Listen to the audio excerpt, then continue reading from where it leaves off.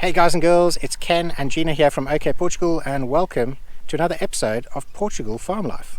Happy Halloween everybody! Don't forget that the clocks go back or fall back 1 hour today here in Portugal and in the UK, so you've got an extra hour of sleep and you've probably missed our video by an hour because it'll be out an hour early, but not. Anyway, because we're at Halloween, that means we're coming into the autumn time and the weather's about to change. It's been a really long, hot summer here in Central Portugal, which is lovely, and I love the summer. However, we're having a big storm due to roll in, and it means the temperature's going to go below 20, which for Central Portugal is positively freezing. This is going to be the very first storm of the autumn-winter season of this year, and you know, through these seasons, it really does storm a lot towards the end of the year, all the way up until about April. There's just tons and tons of rain. And this is a really good thing because, you know, the summers are so long, hot and dry that we've pretty much lost all of our water. You know, we still do have some water in our dam and in our wells, but it's really important that we get some more water back in there for the next year. Here we are on our bottom field on our 3.5 hectare farm, which is a massive farm, and we are still really new to farming. We are so lucky that the farmer who lives just down the road from us, Joaquin, is helping us so much, and we are learning so much from him. Because of that, we're quite happy for him to have his sheep here on the bottom field. He grows corn in here in the summer, and then he allows the sheep to come in and eat all the corn. And while they're doing that, he's been spraying seeds over so that the sheep and they trample in all the poo and the seeds, and hopefully in the next couple of days when it starts to rain, all of that will grow up into lovely grass for the springtime. And at the end of spring, what happens is Joaquin will come along and he will cut all of that really long grass down because it grows up really tall. A couple of reasons he does that is, one, because we might be fined if the land isn't clean and clear in the summer because of the fire risk, and also because he can use that for sheep feed. We get some of that hay as well, so we can use that for chicken bedding or for putting down as mulch. So it's a really good relationship that we've got with Joaquin the farmer, and we're so grateful for him. So we're nearing the olive harvest time. It's only in a couple of days that everyone's going to start actually harvesting these things. And our trees are absolutely full of them. So you can see there's just loads of olives in all of these branches. And it's been a really long, hot, dry summer. And so some of these olives, as you can see here, are a little bit wrinkled. That's because they're a little bit shriveled up. And as soon as these rains come, these are just going to fatten up so nicely. So the storm, in a way, is actually going to make our olive yield even better. What it will also do, though, is knock a whole bunch of these olives off the trees and onto the ground. And we don't really want to mix the olives up with all of the sheep poo.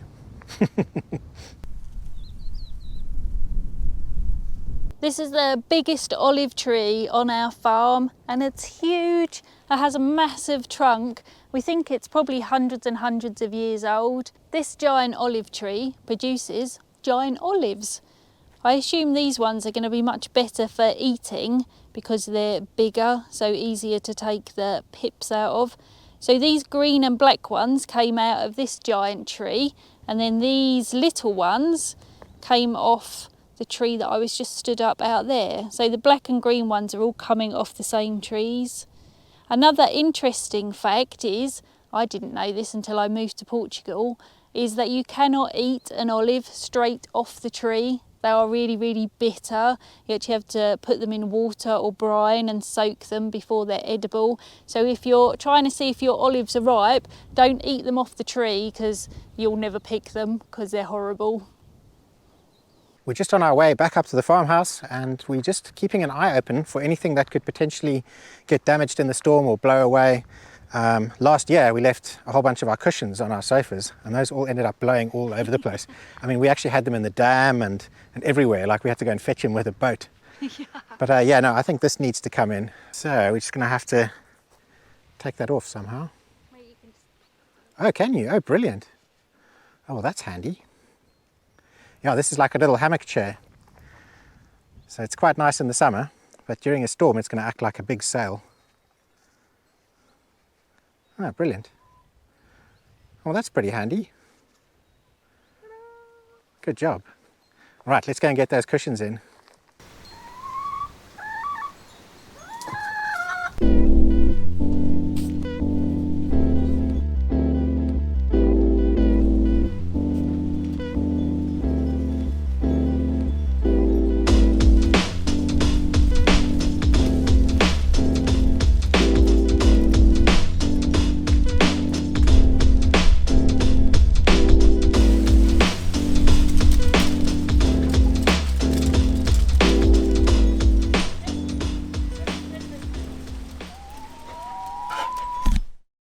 So poor old DogDog hurt himself. He's got a knee injury, and as you can see, he's limping. So we've had to take him to the vet. Our vet's been giving DogDog these special injections because he's got osteoarthritis, like in his legs. He's also got hip dysplasia, so basically his hip joints, he's got no cartilage. And so yeah, he's been having these injections. It's this new medication called Librela, and it has actually started working. The vet did say to us that it takes about 3 shots to start working. He has them once a month, and on his 3rd shot, almost miraculously, he was just running around like, you know, like he didn't have any pain, and he was totally fine. And now he's gone and messed up his knee, so yeah, it's really unlucky. But basically this Librela stuff, it's something that attaches to protein and disrupts the transmission of pain signals in the nerves. And so when he has it, he basically, it's like a painkiller but without all the like side effects that painkillers give. And it's something that has to be given by the vet, so you can get it from your vet. And on our dog it's worked. It doesn't work for every single dog, but yeah, hopefully it'll also help him with his little knee problem. It's really starting to get a bit chilly now, so I'll put my jumper back on. I'm hoping we've packed everything away that could blow away, but I'm sure there'll be the odd thing that flies around tonight somewhere. I thought I'd bring you into the vegetable patch just to tell you what's been going on. As you can see, it's at the last of the season, so it's a bit messy in here, but the tomatoes, they had a second kind of, when we had that last rain came in, they had a second inning, so we've got loads more tomatoes come up. We've got lots of squashes, and what we'll do with the squashes is we'll probably feed those to the chickens because they really like them. We've got the peppers, which are doing really well, and I think we're going to leave those in during the winter because actually they quite like the cold weather, and then we can have lots of peppers. We've also got some sweet potatoes that need to come up. The broccoli, obviously they've gone to seed, so we need to take those up for the winter. And as you can see, we've let the chickens in so they can have a root round and get rid of all the old bugs and things. But yeah, it's looking a mess, but it's that time of year when it means it's a good vegetable garden because it looks a mess. Behind me over here is our greenhouse, and we bought this about 2 years ago when we first moved into the farm. And the whole point, or the whole reason why we bought it, was so that we could grow seedlings that we could put into our vegetable garden. Now, it comes with this green cover over here, and it's an incredibly light thing. It's just a giant sail, and as soon as there's a little bit of wind, the thing's like, you know, going to get blown away. So every time it got windy, we would have to take the whole green cover off, we'd have to move all the seedlings indoors, and it was a real chore. So for the last year, it's just been sitting as like an empty frame. And I decided that now we're going to have a really good opportunity to test it. We're going to have an opportunity to try and see if we can secure this frame to the ground, put this cover on, and with the storm that's going to come, see whether or not this thing's up to the task of surviving the wind. Because, you know, there's absolutely no point in us starting to grow seeds and then halfway through the winter we've got storm after storm after storm. Those seeds are going to have to get moved inside our barn. It's going to be dark and cold, and, you know, well, you can guess the rest. So let's see if we can fix this. So the idea that we came up with is we're going to put a wooden post in each corner of the frame, and obviously I'm going to hammer those in with a post hammer. So we're going to go 1, 2, 3, 4, and then after those are all hammered down probably to about this height with this post hammer, then we're going to cable tie this frame to the poles so that they're pretty much going nowhere, and then wrap it up in the green cover.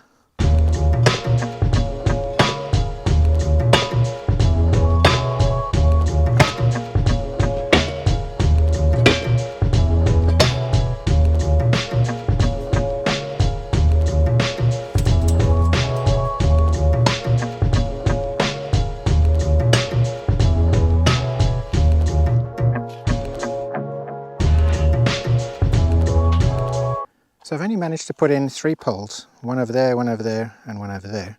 I couldn't get any poles on this side because I remember from when I was doing this fence that I couldn't really put this pole in properly because there's like a big slab of rock down here.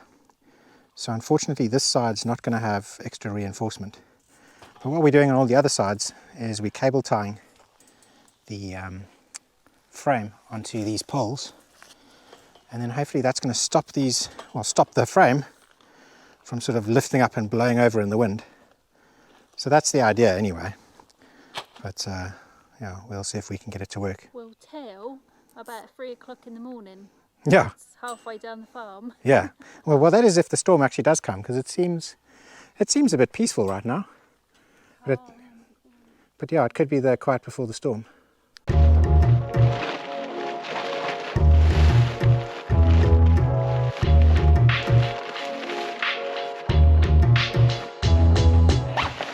You'll never guess what. We've put the cover on, but it's inside out. So we're going to have to take it off and put it back on again.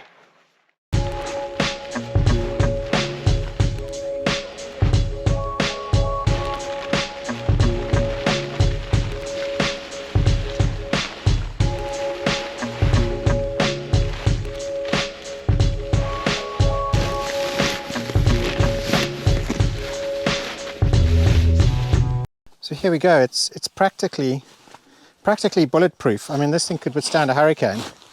No, yeah, it's not the strongest. We do have some problems with it. Like over here, a little mouse decided to make a little window. And over here from last year, just from a little bit of wind, it managed to tear the stitching. So I reckon what's going to happen is we're going to close this thing up, and the wind is going to start going. But fortunately this frame is secure. It's not going to be able to lift this frame. But I think the cover might take a hell of a beating. But you know, we have to find a way of securing this against bad weather, otherwise it's completely pointless. You know, what's the point of having this thing, which is to protect the crops from frost and bad weather and stuff like that, if we can't have it out in bad weather? So we will see. Let us know how long you think this is going to last. Home sweet home. So this now is Gina's new home. Conservatory. Yeah, Gina's going to live out here, and me, I'm going to take over the whole main sort of section of the house. I think that might be the opposite way round. Right, so job done, and just before the rain starts as well. Yeah, and let's see how long it lasts. I've got a feeling it's not going to survive the storm. I don't think the frame's going to blow away, but I think this little tatty green cover is going to get blown to smithereens. I think so. I reckon tomorrow morning I'm going to wake up and the green cover's going to be down there somewhere. Yeah, but we do actually have a plan for another cover, but I'd rather just first see if we can get the existing cover to work, and then we'll show you what our other plan is. Well, hopefully we won't have to show you. But for now, Francisco the plumber, he's arrived and he's helping us with something, so I'm going to run down to the other end of the farm and show you what he's up to. I'm just down by our well, and I'm with Francisco the plumber, and a couple of weeks ago, actually I don't know if it was a couple of weeks, I think it was a couple of months ago, our well pump broke, and he came and he installed a new well pump. And one of the things that we have on this farm is we have a lot of like storms, as we're just about to have, a lot of lightning storms and things, and there's a very long distance between here and the house. I'd say it's a couple of 100 meters, and so when you've got a distance that long, let's say if lightning hits here, it's a very long distance to travel before it reaches the earth in the house and then trips. So what Francisco's doing is he's installing like an earth here right next to the pump, so that if something does go wrong it can trip quicker, you know, if we do get storms, which I think we're just about to have.